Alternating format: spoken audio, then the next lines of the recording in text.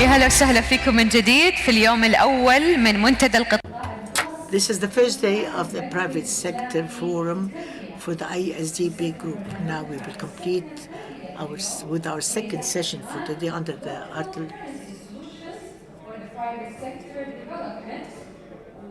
And of course, it also to submit our greetings to Mr. Hanifa, the first presenter.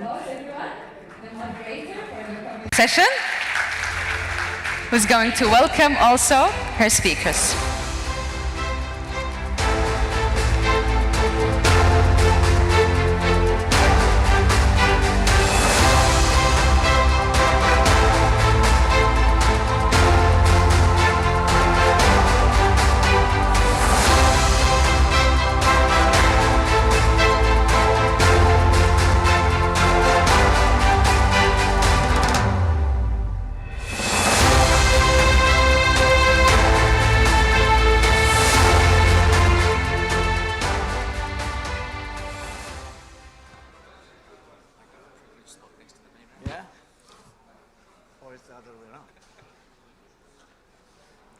Thank you to the MC. Assalamualaikum warahmatullahi wabarakatuh.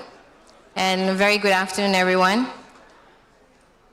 Firstly, thank you to the organizers for setting up this event and a topic which I understand for conversation, both Davos style or Chatham style, Chatham House rules, surely is crucial to everyone's developmental planning and agenda. I actually mentioned Chatham because I understand at the pre-discussion we had at the panel, there could be points that I think is meant for discussion that's never really been made public, so I will leave it to the panelists to take that on. Good afternoon, everyone. I am Haniza. I am the Executive Director of the Islamic Capital Market of Securities Commission Malaysia. SC Malaysia is the Malaysian capital markets regulator that has a dual mandate. We regulate and we develop. And being 30 years old, for us, the Islamic capital markets made up more than 60% of our markets. Pretty much equal balance between the equity and sukuk sometimes. So today, I am very excited that we're going to be here hearing and learning from the next, I believe, 50 minutes from the different actors in the space who certainly have had roles in the practical and strategic aspect of managing or executing local currency solutions for the private sector development. We all know the shifting global landscape, rising interest rates, volatile markets. Borrowing in foreign currency has become more challenging for private sector players. That in turn has fueled demand for local currency financing. So borrowing in local currency basically offers a more stable, sustainable, accessible funding option, and it does protect borrowers and projects from foreign exchange risk, amongst others. And that way, borrowers can then focus on managing more essential risk related to the progress and development. So in this landscape, MDBs have emerged as key players in addressing the need by providing local currency financing for their on-lending activities. And a prime example is IFC, for example, has committed nearly $13 billion in local currency financing. And as we move forward, offering alternatives in traditional US dollar financing is crucial. We have today a panelist from the European Bank for Reconstruction and Development, EBRD, and we're going to listen to that also later, where they have aimed to also strengthen local capital markets and the use of local currencies. We also know of IECD's role last year with the issuance of the world's first local currency sukuk in Kazakhstan. That's another sharing I think we all are eagerly waiting for. So sukuk is a significant capital market innovation. It's a milestone for the region. And I don't think, well, I also understand there can be many different conversations about the sukuk structures, but today I think we'll probably try and probably limit it to the area of how the local currency issuance can help the private sector. Just to give you a little bit of context before I introduce my esteemed panelists here, from a country perspective, Malaysia, 95% of our corporate sukuk are issued in Malaysian ringgit. And a lot of the sectors are top sectors being financial, energy, utilities, transport, and real estate. So much of the proceeds went to infrastructure projects. And when you have that, you can then attract a very diverse investor base. And you can also help shape the local and global market standards. So I think there's also the effort of MDBs, including ISDB, EBRD, and the World Bank, where we must applaud the viewpoint where you need to push for catalyzing private sector. So hearing that local currency sukuk is now a vital tool, we have the right people on stage to share on this topic. I'm going to ask you to help me welcoming on stage our distinguished panelists. I have with us today Mr. Nabil Ali, who is the Division Head of Treasury ICD. ICD, we know, is the private sector arm of ISDB, and Nabil plays a vital role in ICD's sukuk offerings. A senior banker with more than 27 years, he specializes in finance, and I think his experience in banking and various roles, regionally and international, he will have a lot to share with us later. We also have with us Mr. Gregory Mann. Gregory Mann is the head of finance and financial regulation from the Middle East and global head of Islamic finance at Bird & Bird. His debt capital markets experience is a seriously broad spectrum: capital markets, banking, structured finance, restructuring, and he has advised issuances for sovereign, government-related, supranational, airlines. I actually just wanted to highlight this part because I thought that was very interesting. He's also advised Premier League football clubs. So I'm not sure why that went into the CV, but maybe you can ask him along the way. Why there could be a story there also. And then we have Ms. Isabel. Isabel is the Deputy Treasurer and Head of Funding at the European Bank for Reconstruction and Development, EBRD. Spent more than 13 years in London and Hong Kong. Joined EBRD as Deputy Head of Treasury. Now focuses also on capital markets development in countries where EBRD operates for operations and also sustainable finance. Isabel has done a lot of work, I think, on green bonds and social bonds. There could be some that you may want to share there, and has been fully engaged in the work of green bond principles. And surely, last but not least, to join our expert panel on the very end is Mr. Walid Amar, who is the Principal Finance Officer of IFC. And his experience basically spanning all IFC clients in all forms and advising inputs on innovative forms of local currency financing. And before joining IFC in 2006, he was with Credit Lyonnais, and besides being a CFA, he also has, again, like all the other panelists, very broad spectrum of experiences in securitization, credit guarantees, risk participations. So, mindful we have less than an hour, I've already taken 7 minutes. I'd like to start the ball rolling by calling on each of the panelists to share a little bit of context on where you are from and basically your raison d'etre and its journey in the space until now. I think we have about 5 minutes or so where you can take this on. I'm going to direct it. I'm not being gender biased here, but I'm actually going to send it over, the first question, to Isabel. Isabel, in your experience, what would be the key challenges and opportunities associated with issuing local currency bonds for emerging markets? And when you share with us the challenges, obviously the next question would be, how does one make it the go-to option or the more attractive option? Thank you. Thank you very much, and thank you also to the organizers for inviting me to join this panel. So EBRD was founded in 1991, and it works with Central Eastern Europe, the former Soviet Union, Central Asia, and North Africa. And very early on, because we were relatively young institution, we could rethink some of the lending side very early. So we started focusing on local currency lending in 1994 and issuing bonds in local currency for that purpose. And that was quite a useful experience because we didn't have to lend in a basket of currencies. We could lend in the currencies that people wanted to use. And that whole process accelerated in 1998 with a Russia crisis. And we had, at the time, an Asia crisis, a Latin American crisis, and Russia had a crisis. And we felt even more that it was important that we focused on the local currency, borrowing and lending side, and really rolling that out to non-exporters.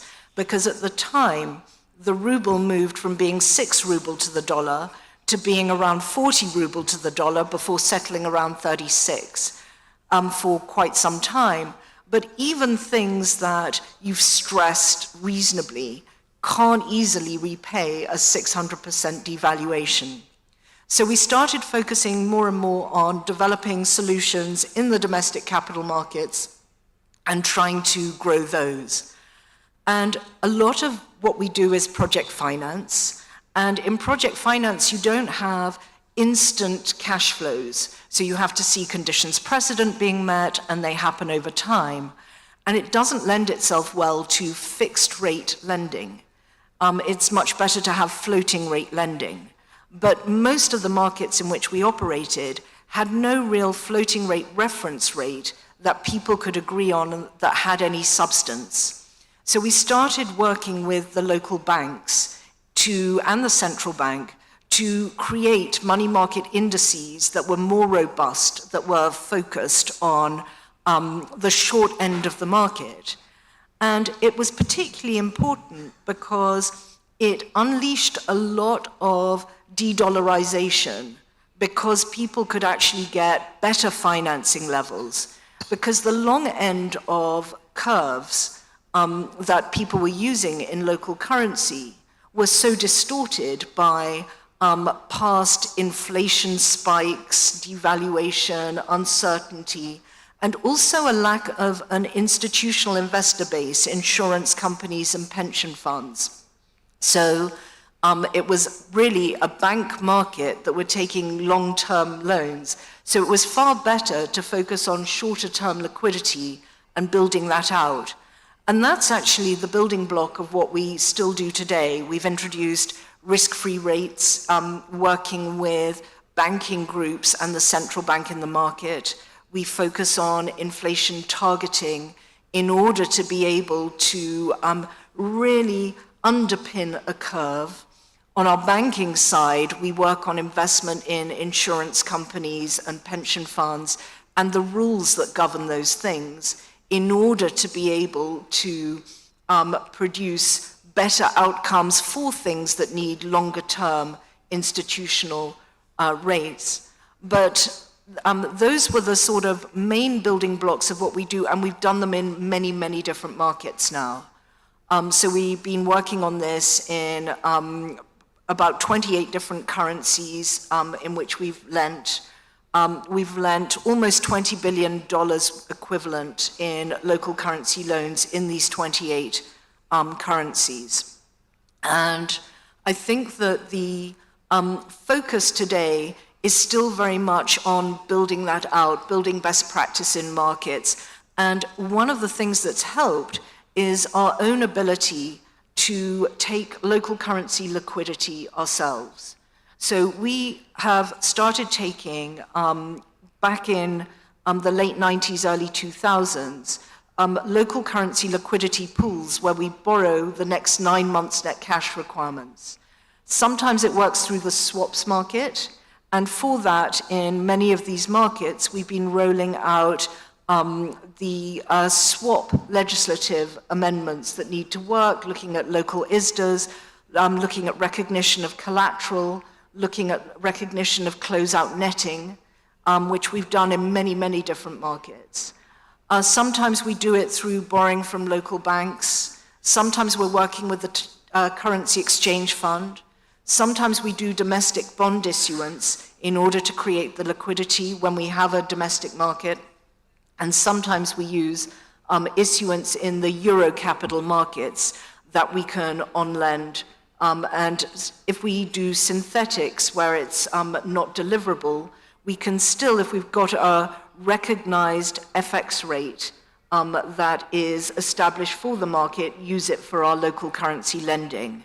And in those terms, it also means that we've got a lot of practice in the market of being active in the market, gaining knowledge, having market players with whom we can work. So that being in the market also helps with, I think, the credibility, the understanding, and our ability to keep moving things forward. So I think that's probably a decent summary. I mean, we do things with stock exchanges, helping Euroclear and Clearstream tie-ins to build out the local market, but I think that's the core, and I don't want to hog the stage for too long. Okay, thank you, Isabel. I think we've had a few of building blocks that's required. So if I were to then now go over to Walid, local currency issuances, we know help fundraising for the private sector. And we've heard how local institutions like ERBD can help with the building blocks. But my next question for you would be, how does one make that innovative? How does one make it more accessible and attractive? I mean, having building blocks is one thing, but you do need that scale and the size to help you go to the next step. So what do you see as some interesting approaches? Thank you very much for this question, and thanks for the invitation. So just to add a little bit what Isabel mentioned earlier, there is many tools to provide local currency. And from IFC point of view, providing local currency to our client is key for sustainability and stability of the economy. Over the last decade, we provided around 27 billion local currency financing in around 70 currencies. This represented around 1/4 of all our commitment, which is a sizable amount. For a specific market, we try to have as much option to provide local currency as possible, because the behavior of the onshore market or the offshore market is different. So we try to take advantage of those opportunities to get the best or lower cost of funding to offer those loans. In addition to the classic one, which is mainly based on swaps or a derivative market, which help to hedge either offshore or onshore, it can be deliverable, non-deliverable. We work to leverage the excess liquidity in the local market in the banking sector. Usually banks have ample liquidity. It can be short-term, long-term, depending on how the business model of the bank. We try to tap in this liquidity, which is saving that we can redeploy to a project that provide value. This can happen either through borrowing lines, so we're trying to set up borrowing line with local banks to tap into the excess liquidity. We try also to leverage it with you have the same impact with this by using guarantees, because you can't guarantee fully a loan.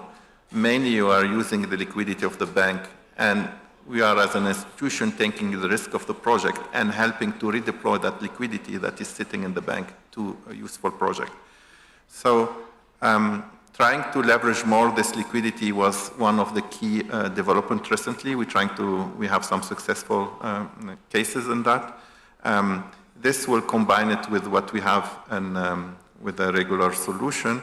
And also in some market, maybe the macro are not working properly and required to put some subsidies. So we are also entering with our sister institution, IDA, to set up some swap line that help us to provide level that works for our project at concessional level. And combining all those solutions, we try to choose and pick which one works best for the project in terms of tenor, size, and target pricing. Thank you. Thank you, Walid. So from the issuer, maybe I want to move to Gregory. You've advised the issuance of the Kazakhstan's landmark issue. That success, I think, has the potential to serve as a model also for other countries, I think. But there were also several takeaways that we shared outside, that we should understand, because different jurisdictions, different time to market, different structures, the relevance of it. Can you walk us through some of the key legal and regulatory considerations that was involved in structuring that innovative instrument in that emerging market? And what was unique that may not be unique actually, something for us to be mindful of? Sure, thank you very much, Khaniza, and thank you to the ICD for having me today. Assalamu alaikum. Given the fact that it was the ICD, any issuance in local currency was always going to be in the format of Sukuk. And for this particular issuance, the ICD set up a special program to issue in relation to many of these local currency issuances going forward as a new way to fund much of their line of finance activity in their member states, and Nabil can tell you more about that in due course. But the structure of the program mimicked the primary ICD Sukuk program that was in existence at the time. And that utilized very much best practice in the international Sukuk market, meaning that in particular, the issuance was through an orphan SPV, which then contracted with the ICD as the obligor, where the true credit lay.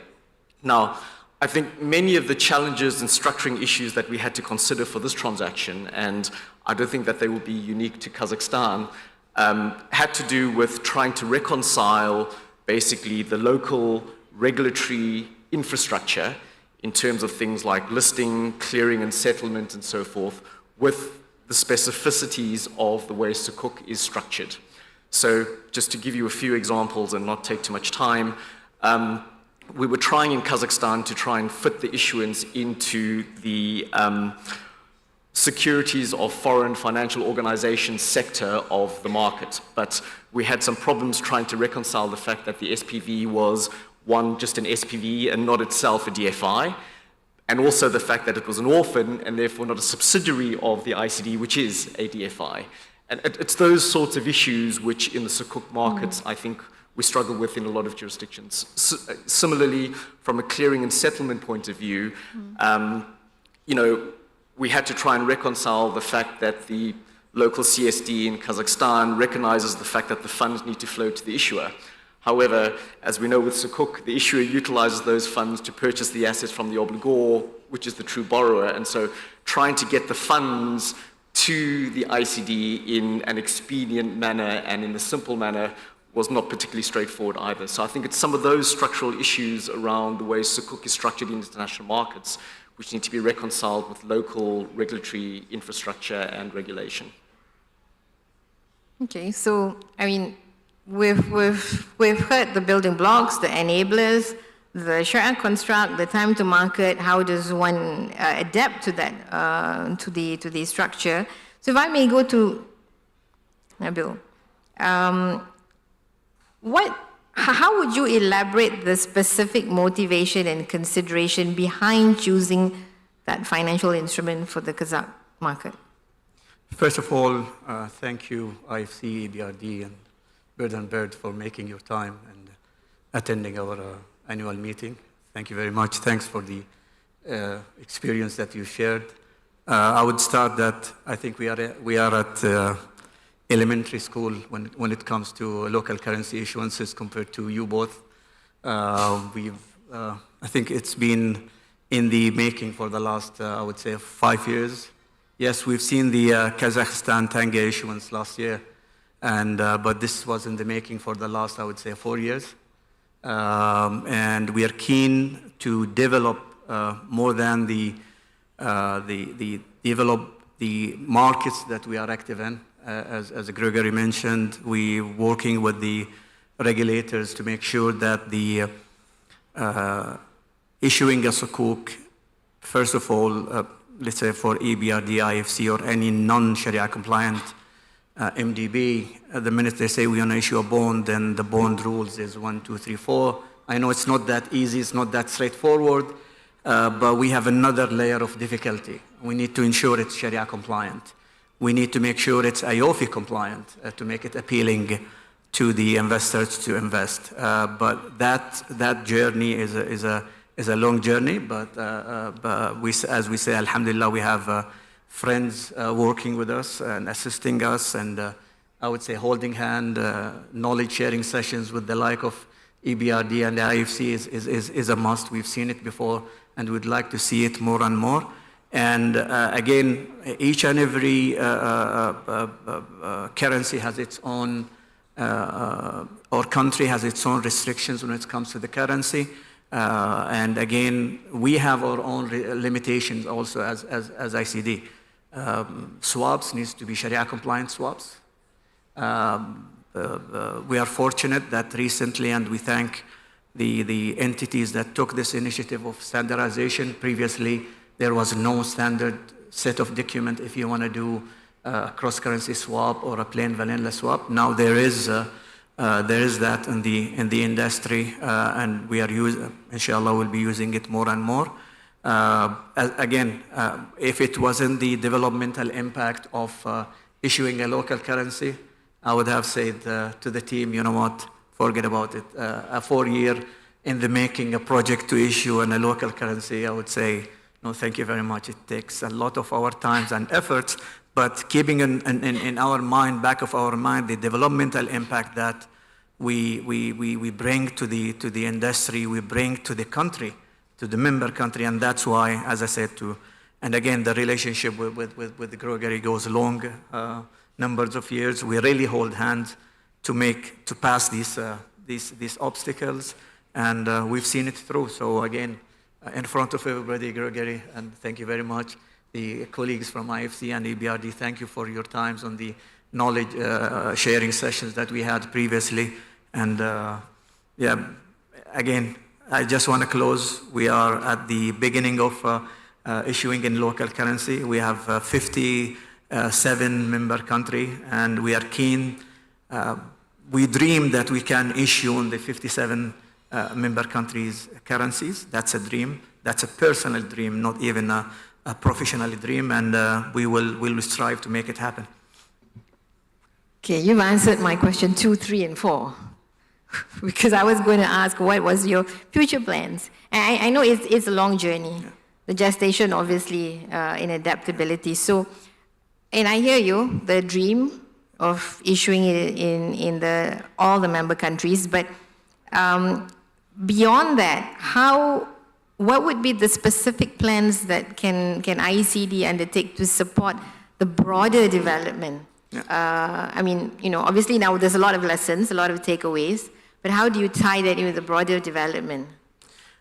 I think to answer your question, we need to define what's the objective of issuing a local currency. If the objective is that the end user of the fund, the SMEs, will, in a way, as we say, de-risk from the currency, then it's different from us issuing in a local currency to fund our operation in the foreign currency. The risks are different. I would say the logistics will be different. And there's certain currencies that issuing as an ICD, issuing a local currency where there is no onward lending, so you issue on a local currency and you swap it to the dollar, subject that the swap market works for you. I think the highly rated, very sophisticated, regulated countries, the market is open. And I think, Gregory, you remember, I think in 2020, we issued in Saudi Riyal. We issued, I think, equivalent of $100 million for 5 years.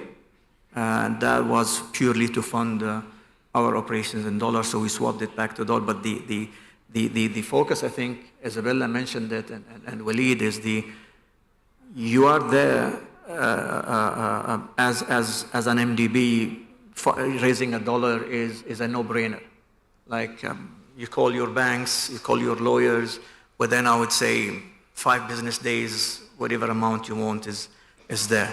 But going to the local market, again, we need to be selective which local market is the most, I would say, ready for a local currency. Maybe we can ride on the success of EBRD in the CIS countries, where we share the similar member countries, or we ride on the IFC issuances in a member country. The collaborative. Exactly. Togetherness. Together of, like, we don't need to reinvent the wheel. Yeah. Maybe with Bird and the team, we need to see how we can replicate that and make it Sharia compliant. Maybe it needs a bit, you're not starting from scratch, you're just adding to what's already in existing, and as I said, you don't reinvent the wheel. So if you take that moving forward, do you think we are in that situation right now? We can do that already? We can. I think we if we have waited and we put a lot of work and effort to see through the Kazakhstan tenge issuance. As I said, we started in 2018, we issued in 2023. That shows the perseverance and the persistence and the mindset of the ICD management and staff, and their belief on local currency. Okay.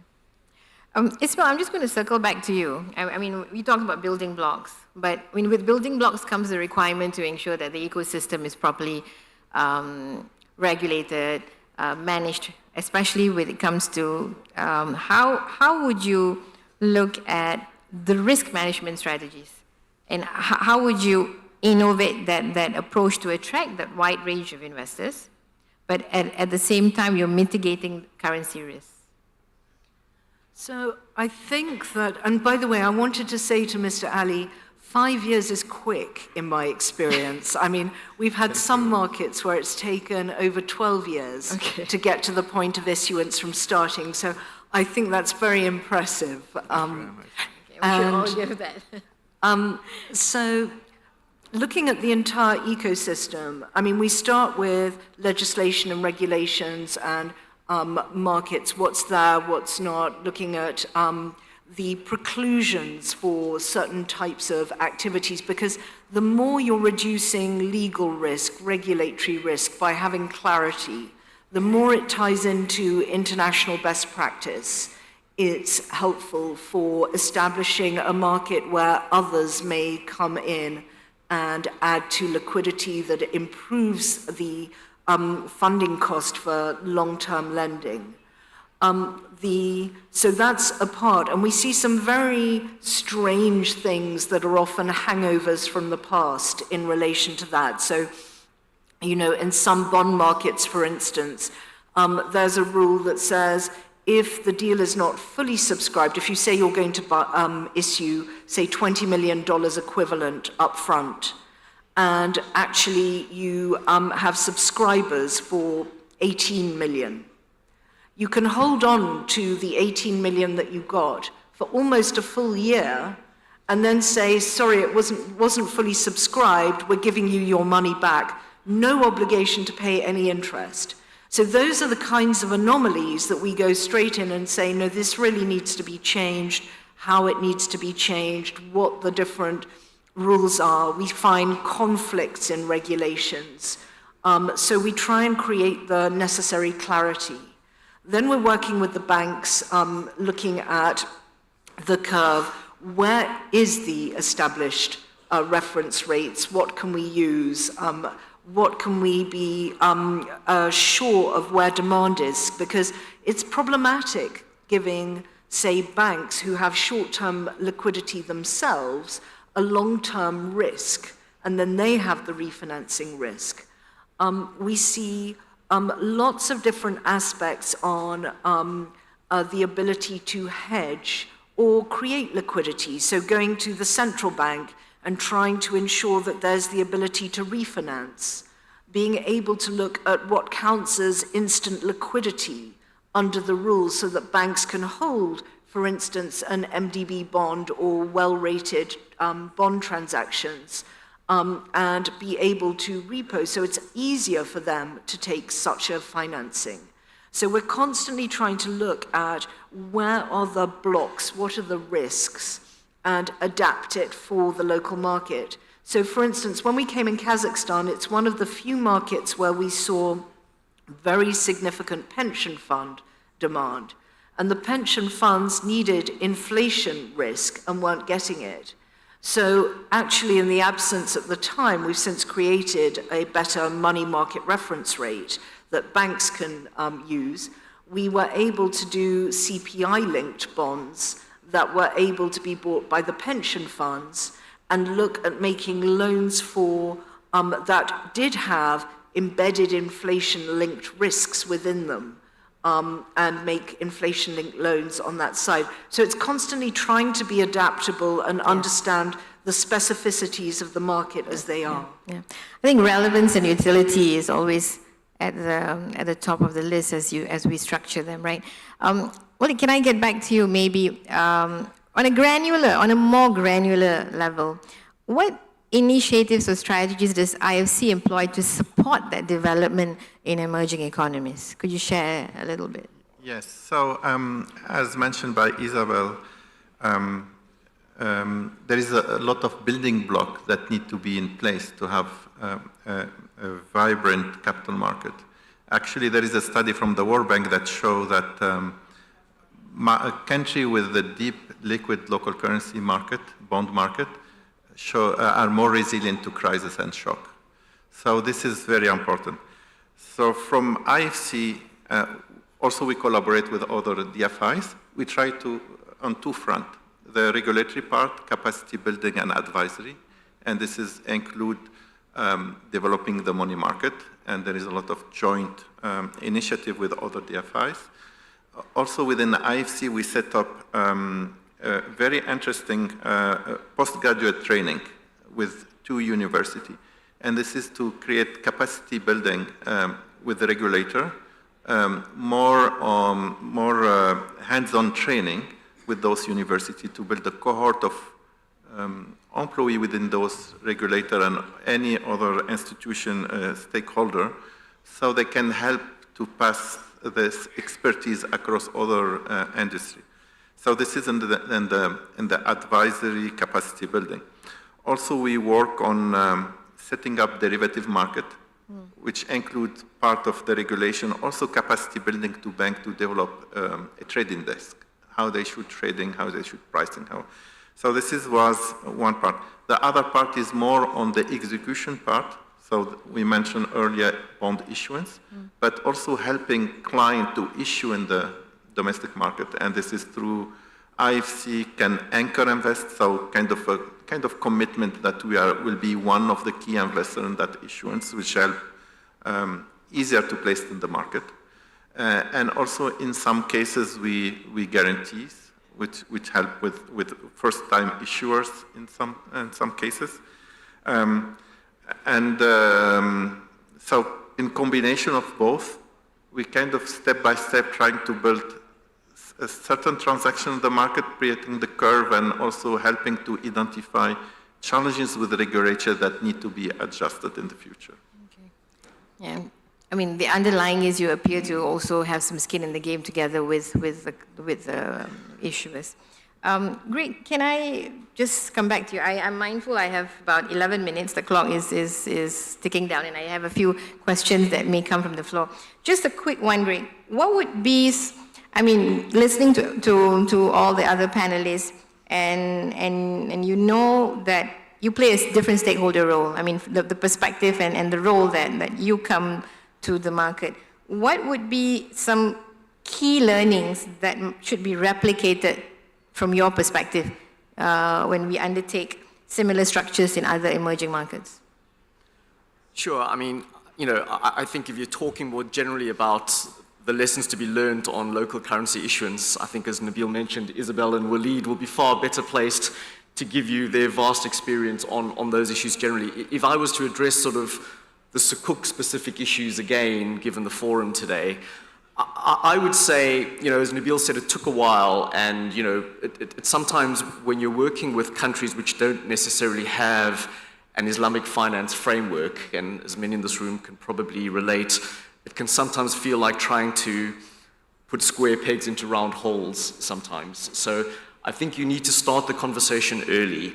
And, you know, I think you need to really get the buy-in of the regulators, the stock exchanges, the CSDs, and all of the relevant market participants early on. Because to try and change existing regulation can be very difficult and take a lot of time.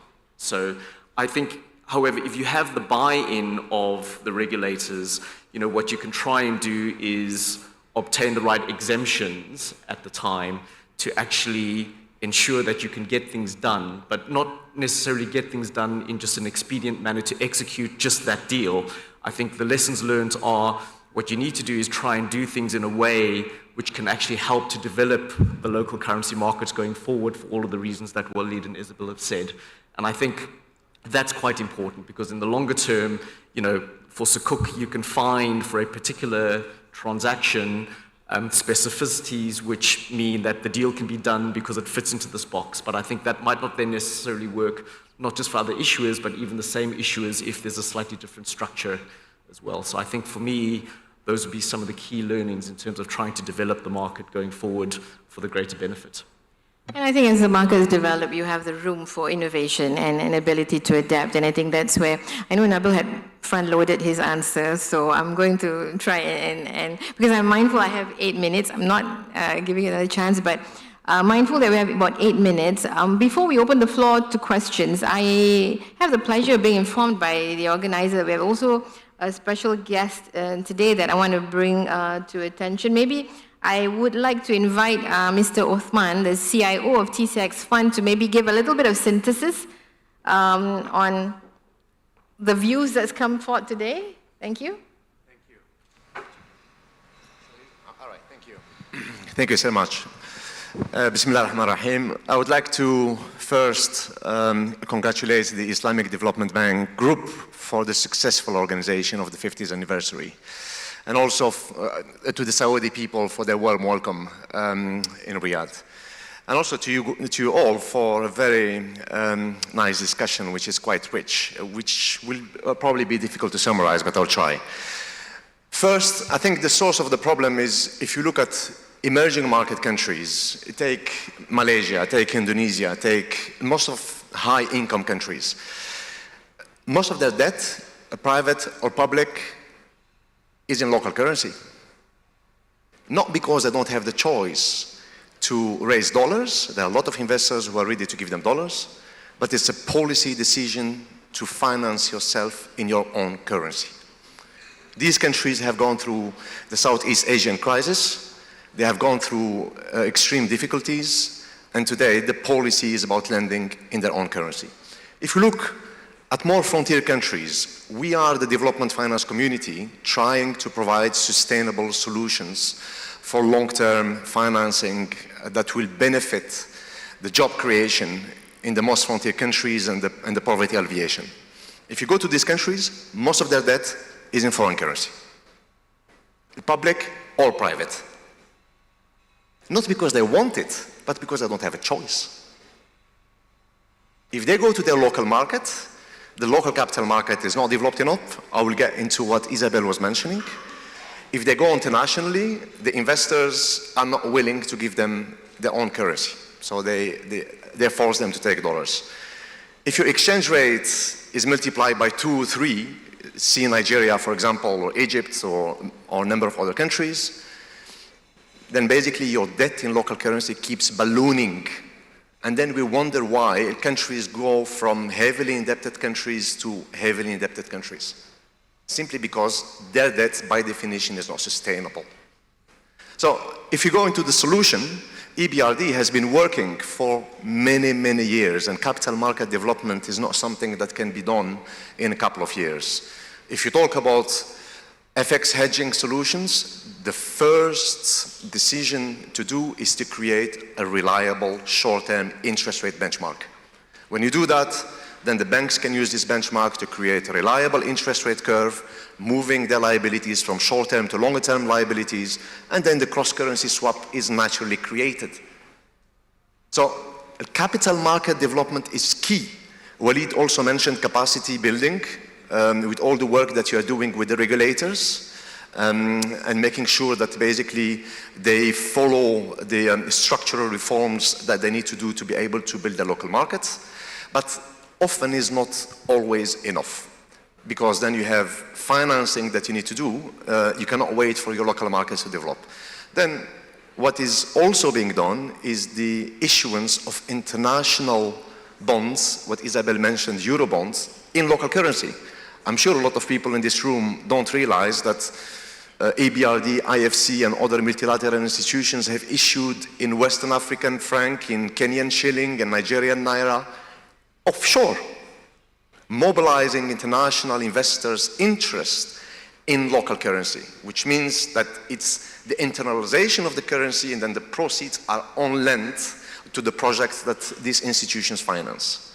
So from this perspective, these institutions are setting a benchmark for local currency interest rate curve internationally and onshore, so that later on, when the governments, we have seen Uzbekistan, we have seen Georgia, we have seen so many other countries, borrow in their currencies internationally, they found the AAA note available, issued by EBRD and IFC and other institutions, so that they can build on it and then borrow in their own currency internationally.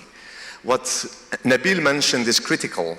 The Islamic Development Bank Group inaugural notes, Sukuk notes in Kazakhstan, I'm sure is the first of many, because there are a lot of funds that are ready to be mobilized in these countries that are outside the official banking system because of structural reasons.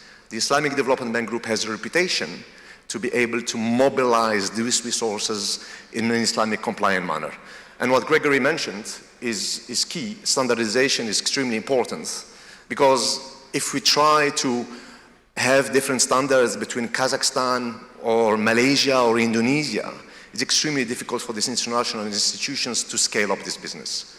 So there are all these solutions, and now I go back to basically where I come from. TCX is a development finance institution set up by the development finance community. IFC, EBRD are one of our shareholders. The Islamic Development Bank Group has been a long-term partner, and I'm sure that we will enter into more concrete discussions soon to provide bridges between the different solutions that exist. I explain myself. What Nabil and Walid mentioned, if you issue a bond internationally, you cannot take the exchange rate risk as a development finance institutions. You need to on-lend immediately for the same volume, same tenor, same timing. It's extremely difficult to align the assets and liabilities at the same time. It's extremely difficult. So what we do is to basically bridge this timing, volume, so the solution is sustainable. Thank you. Thank you very much, Mr. Osman, for that synthesis that you did. I do have, I think, maybe about a minute. If there was another question from the floor, we can take one maybe. Sir, right in the front.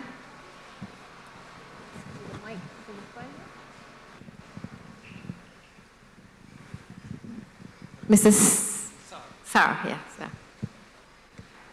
Hello, Mr. Sarr, Minister of Economy in Senegal.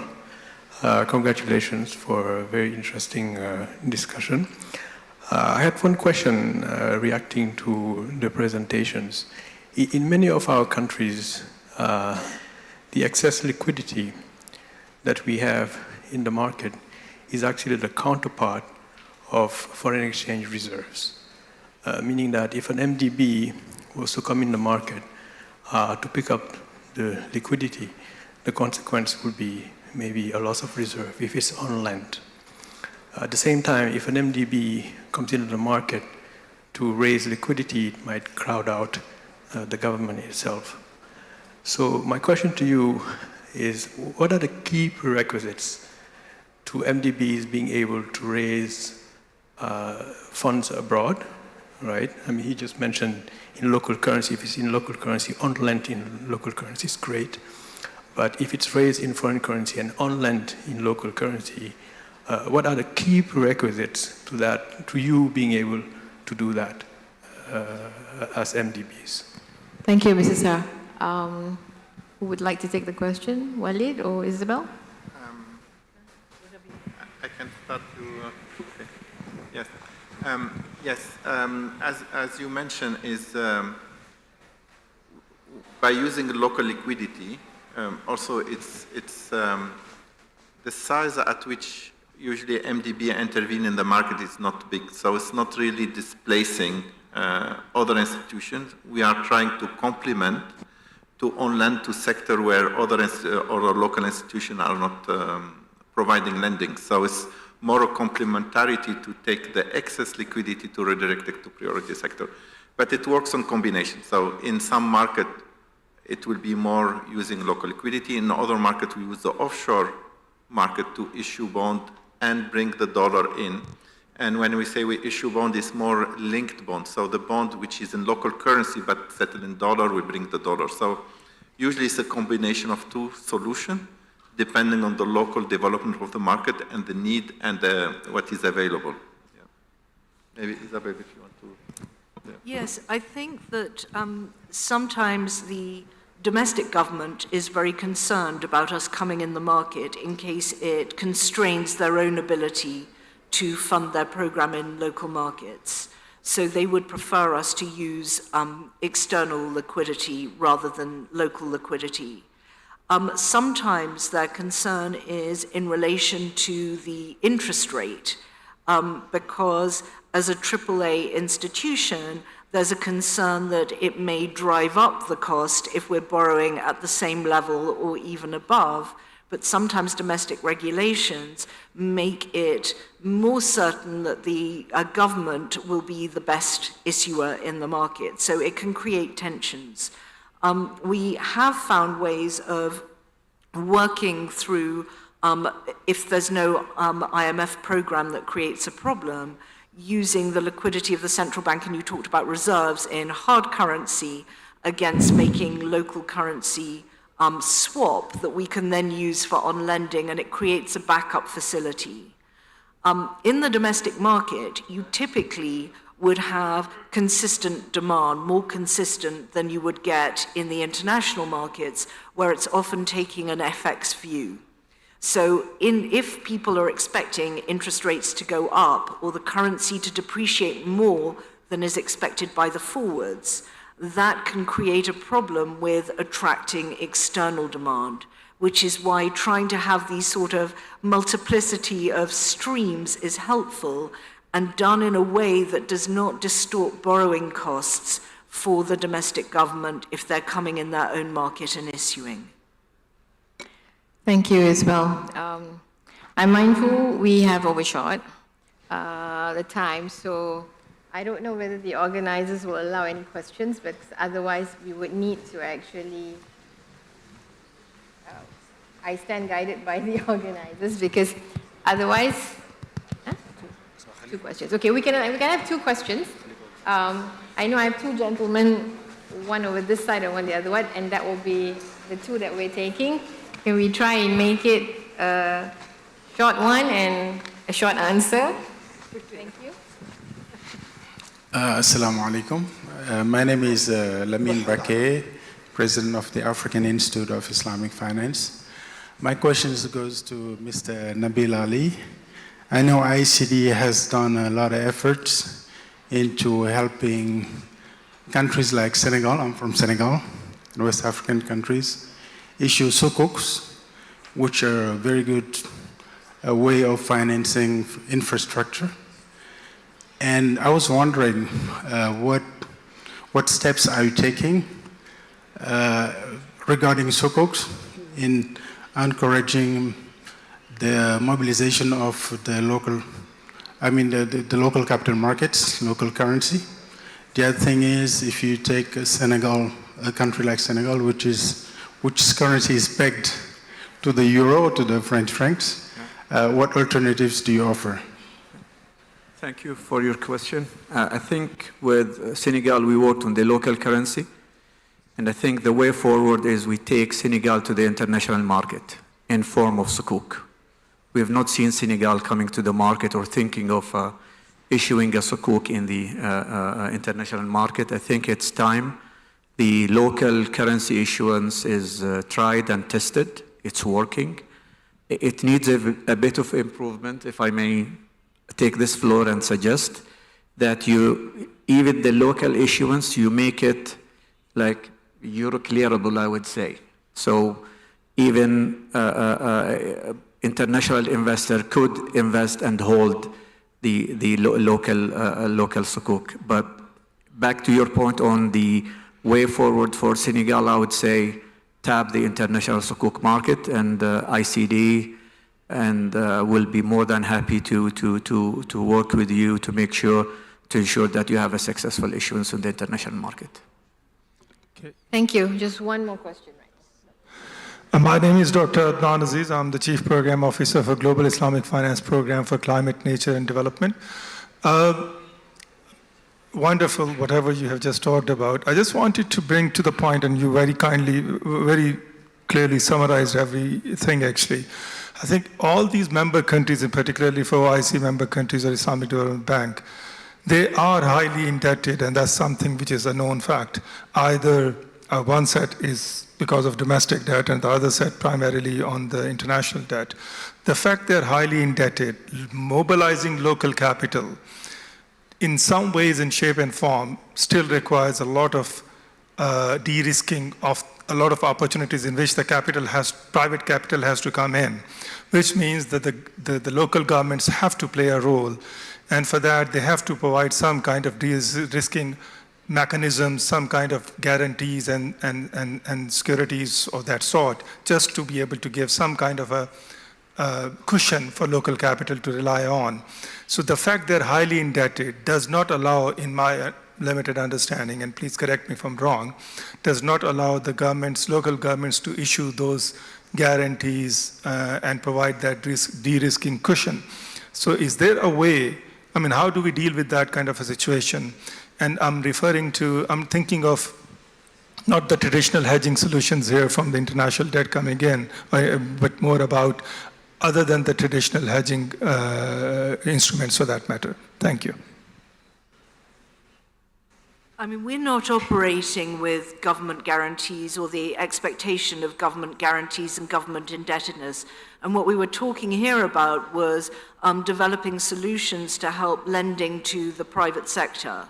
So the working with the governments is more in terms of working with the central banks in inflation targeting, working with the various parts of the jigsaw puzzle, like the stock exchanges, the depositories, looking at consistent legislation and regulation, looking at ways to make changes that allow you to come in a market and have clarity. We're not expecting the governments themselves to underpin any of that, but rather trying to make a more co-ate type of legislation and regulatory environment and consistency for the capital markets in implementation. Okay. And then working, as Walid said, on capacity building as well in those terms.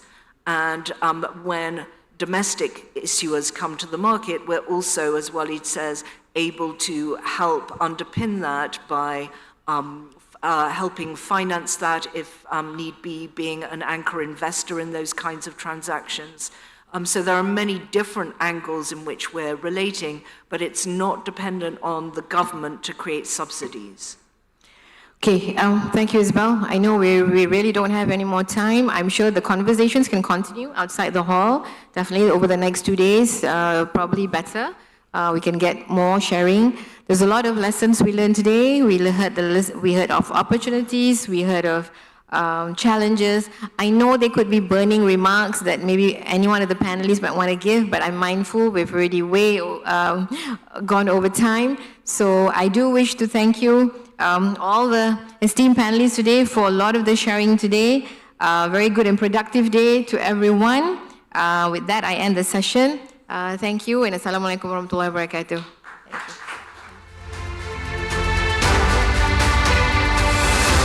Thank you for this very insightful session.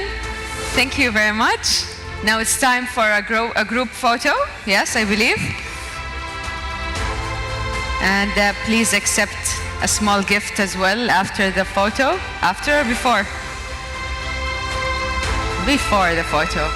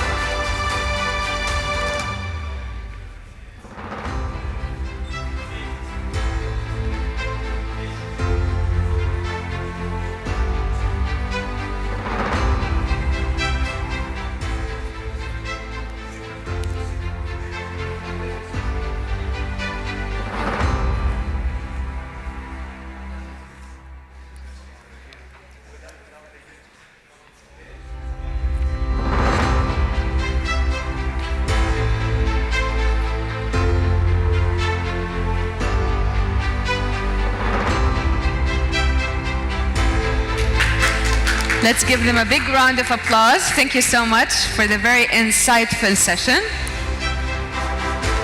And now, ladies and gentlemen, راح نوقف break وراح نرجع الساعة 2. Please be here at 2 p.m. Because we're having another very interesting session, the ITFC's Investors Dialogue, which I'm looking forward to attend, and you don't want to miss it. So let's reconvene again, inshallah, at 2 p.m.